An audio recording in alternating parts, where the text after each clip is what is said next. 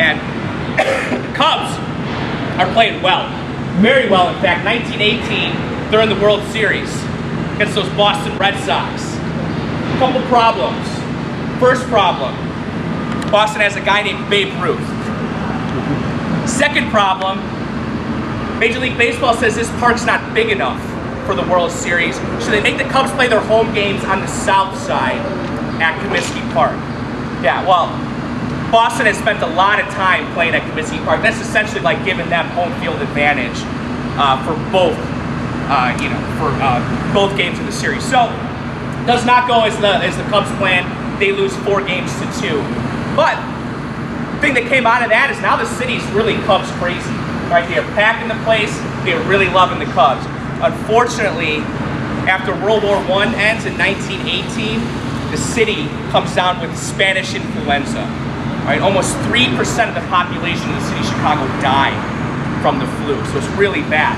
Well, Charlie is in the restaurant industry, right? Well, when everybody's sick, no one wants to go to the restaurant, right? Nobody wants to congregate in large groups, go to ball games. So unfortunately, Charlie's businesses take a big hit, and he's forced to sell off his shares of the Cubs. He sells them to William Wrigley in 1920. That's when William Wrigley becomes the majority owner of the Cubs. So of course, the first thing he's going to do is change the name of the ballpark, right? From Weigman Park to Cubs Park. That's okay, guys. All right, I'll give you guys another chance. 1926 is when it officially becomes Wrigley Field. And it wasn't named after William Wrigley the man. It was named after William Wrigley the corporation. So even though it's a trend of the times to have AT&T Park or US Cellular Field, you actually have to go all the way back to 1926 for that first instance of a corporately named ballpark right here at Wrigley Field. So William Wrigley actually very responsible for a lot of the way this ballpark looks today, because those first major expansions happened after he took over. The grandstand expands from foul pole to foul pole. They put in this 200 level section that you guys are sitting in today, put an upper deck on top in 1926, 1927. By that time, he pretty much got the ballpark that you guys are sitting in today. One major difference though, those bleacher seats out there, they weren't there. In fact, when this ballpark was first built, there was nothing out there. The fans stood behind a rope in the outfield. That was the boundary line. And the ground rules stated that anything hit over the rope was a home run. Anything hit under the rope was a ground rule double. It was actually the responsibility of people like myself and Bill and Cubs employees to hold up that rope. You see some of those gears working. Yeah, we took quite an advantage, in fact. Those Cubs were up to bat. That rope's gonna go way down, right below our knees, in fact. We're gonna move up 15, 20 feet. Cardinals come up. Well, we're feeling much stronger, right? So that rope's going way over our heads. We're moving back. In Chicago, we say 30 feet. Needless to say, we were hitting way more home runs than everybody else. All right, we led the league in home runs for as long as that practice stood. 10 seasons. All right, 10 years. Did not win a championship in those 10 years. We were really trying everything that we could. Now, we said it was home field advantage. Major League Baseball had another term for it. Cheating. Yeah. So, put up a temporary wooden wall, then a brick wall in 1937, and then during the 1937 season, started construction on those bleacher seats that you guys sit out there, or see out there today. And we'll talk about those once we go out there and sit in those seats, and that's where we're gonna head next. So, I know I threw a lot of history at you guys right there, but do I have any questions while we're sitting up here? I'm happy to answer. What? No, I must have did a great job covering everything. Okay. Like I said, we're going to head out to those bleacher seats, give you guys an opportunity to see what the ballpark looks from out there, and hear some really interesting stories. So if you guys can follow me right this way, please.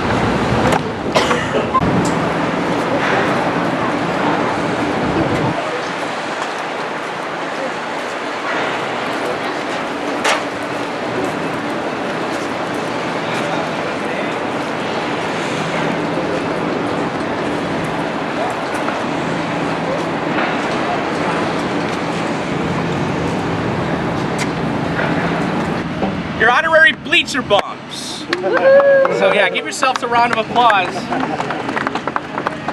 I call you guys bums because it's Thursday at just after 10 o'clock. A bunch of you guys at work. You have jobs? A bunch of bums. Now in the 1960s, there's a group of fans out here that had the exact same reaction from those Cubs players and Cubs management.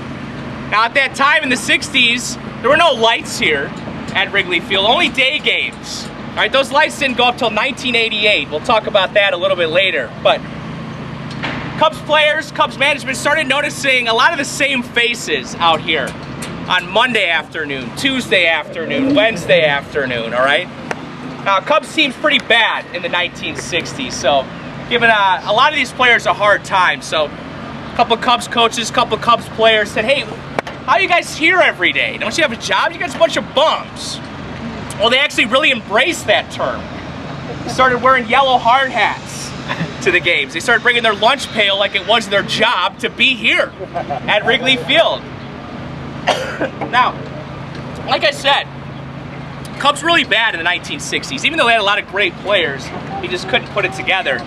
So if the fans out here weren't getting entertained by the product on the field, they had to provide their own entertainment. A lot of those things we can't share. But I can share one of those things is what we call the bleacher bum races. All right, now, if you guys look down here where this, what we call the well dips in, you see how the top of the wall there is flat on top. Well, it used to be that way all the way around from foul pole to foul pole on top of the wall. So those bums would place one guy standing on top of the wall here at the right field foul pole. Another guy, or another bum, on top of the wall on the left field foul pole. And then right in center field there, they'd have a bleacherette. And in one hand, she'd have a frosty beverage. In the other, she'd have a handkerchief. All right, and at the drop of that handkerchief, like a drag race in the 1950s, those bums would start racing on top of the wall, all right, all to get to center field and that frosty beverage.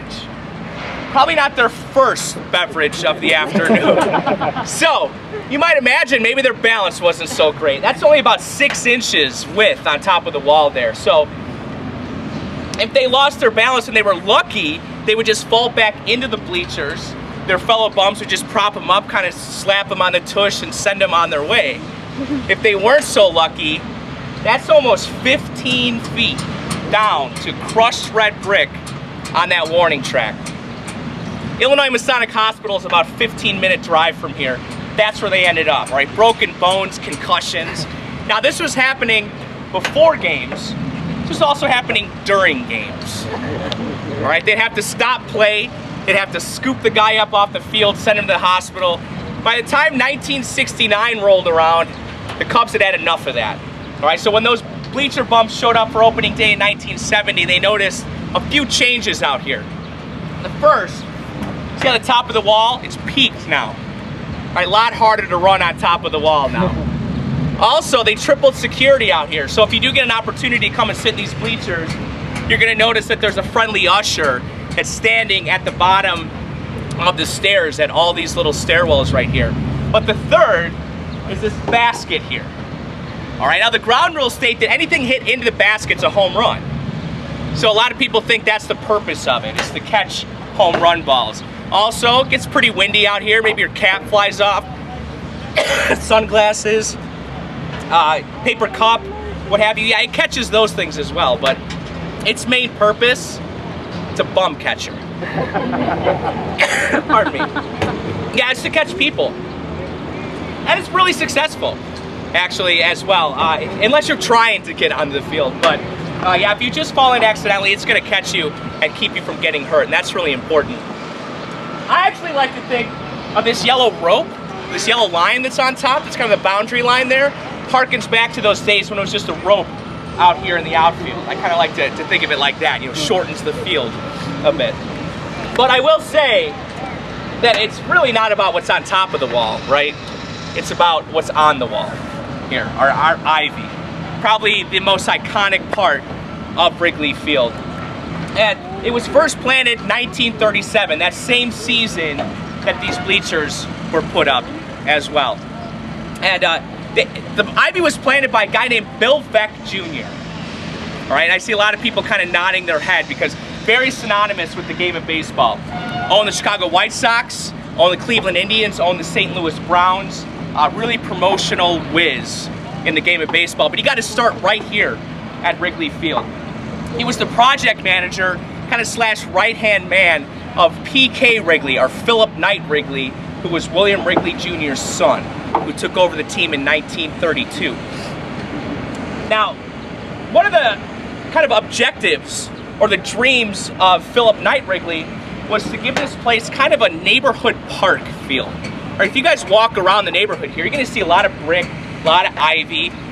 PK really wanted to bring that into the ballpark as well.